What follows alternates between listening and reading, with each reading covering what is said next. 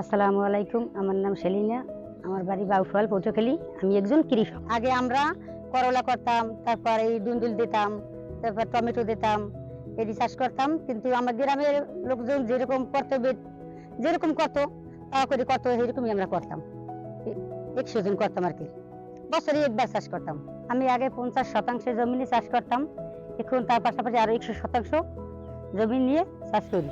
এখানে আমি এ জায়গায় লাউ চাষ করি, তারপর এই দুন্দুল, মিষ্টি কুমড়া, তারপর মরিচ, ভেন্ডি আছে, শসা, এটি আমি এই সিজনে চাষ করি।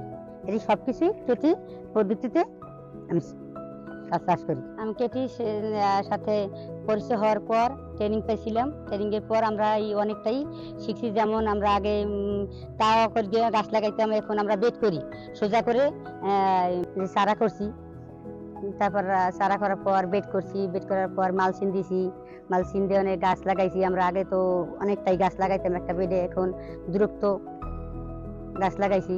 তারপর এই আগাছা 17 পাতার নিচে আগাছা পরিষ্কার করে দিছি, টেঙ্গি হয় এটা পরিষ্কার করে দিছি, উপরে ঝাঁকা দিছি। অনেক কিছু আমরা ট্রেনিংয়ের পর শিখছি। বছরে আমার পরিবার আয় ছিল 2.5 লক্ষ টাকার ভিতরে আয় ছিল। তার মধ্যে সবজির ভিতরেই আমি 50,000 টাকা আমার হয়েছে। 50,000 টাকা সবজি থেকে পাইছি। আর এখন বছরে আমি 5 লক্ষ টাকা পাই। এর ভিতরে সবজি থেকে আমি 2.5 লক্ষ টাকা আমার আয় হয়। আমার এই জায়গায় করার পর আমার এই প্রতিদিনই 10 থেকে 15 জন লোক আসে দেখবার জন্য। আসলে ওরা জিজ্ঞেস করে এভাবে কিভাবে করলেন এটি। আমরা বলি এটি মালচিং দিছি, মালচিং দিলে মনে করেন আগাছা হয় না, পরিষ্কার থাকে এটি। তারপরে এই গাছ লাগাইছি, কিভাবে পরিষ্কার করে রাখি, আগাছা পরিষ্কার করে রাখি, এই করে বলি। আমার এই জায়গায় মনে করেন 30 জন লোকে ওরা সবজি চাষ করে দেখার পাশাপাশি আমার একটা ঘর তুলছিলাম, ওদের ঘরটা আমি রং করতে পারি নাই।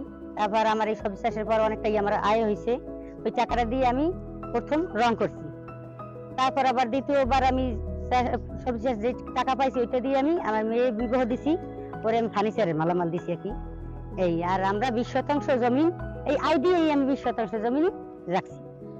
আমার পরামর্শ যে আমি এই যে কৃষক, আমি এই চাষবাস করে আমি এত টাকা আয় করছি, ওরাও এরকম আয় করুক। আমি চাই এইটা ওরাও আয় করুক, বা আমি এই কেটি পদ্ধতি দিয়ে আমি এই দিয়া করতেছি, আমি চাই ওরাও আমার না এরকম কৃষক হোক, এরকম আয় ব্যয় করুক।